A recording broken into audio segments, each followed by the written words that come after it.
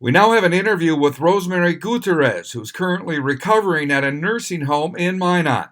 Back on March 17th, we told you about how she was found lying along the road in Shell Valley, a housing development just west of Belcourt, North Dakota. At the time, friends and family were worried she may have been assaulted and thrown from a vehicle. Rosemary says she was not attacked by people. She was attacked by a pack of dogs. A warning, this story contains graphic photos of her wounds. Oh, I was just walking down the road in Belcourt, and I walked by, in the housing in Shell Valley, and some dogs attacked me, and that's kind of all I remember. I don't really remember too much. I just remember waking up in the hospital after a couple of days of life support, and yeah, that's about it. I mean, I'm still trying to pick up the pieces to my little puzzle I got going here, but I don't really. Any idea how many dogs there were? There was 4 dogs.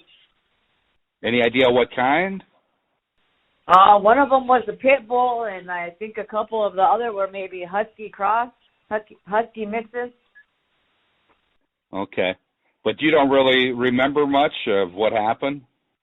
I just remember them dogs behind me, coming up from behind me, and basically, that's all I remember was them, biting me, and I think it was the pit bull that threw me from the street to the what do you call it, the ditch there, and I mean, I kind of remember a little bit here and there, like I remember a car pulling up, and I remember asking them to save me and put me in their car. I remember saying I was cold. Apparently the dogs must have took off my clothes. But, I mean, other than that, I don't remember nothing but the dogs. Okay. So your hospital stay, I understand you went to Minot. Did you end up with a surgery or two, or what happened, or what kind of injuries did you have? Oh, I got like probably 30 bite marks on my legs and my arms, my hip, my right hip. That have to be like packed twice a day by nurses because they're so deep. I have a bald head. Apparently I had 50 stitches. I think my head was torn from my skull. I had to have my ear reattached. I have a hard time walking. I shake when I walk. Nerve damage on my right leg, and so I'm in a nursing home medical facility, a rehab and treatment facility or therapy. So. Okay. All right. So how long you expect to be there before you can get out and get going again? I could probably leave whenever I want. It's just a matter of I don't think that I would be able to pack my own wounds. You know what I mean? Like I'm the type of person I'll do it tomorrow. But for me, tomorrow never comes. And they say that dog bites are the worst bites. If All I right. don't use the way that they're supposed to be cleaned, I can die from getting septic from them. Infection. Okay.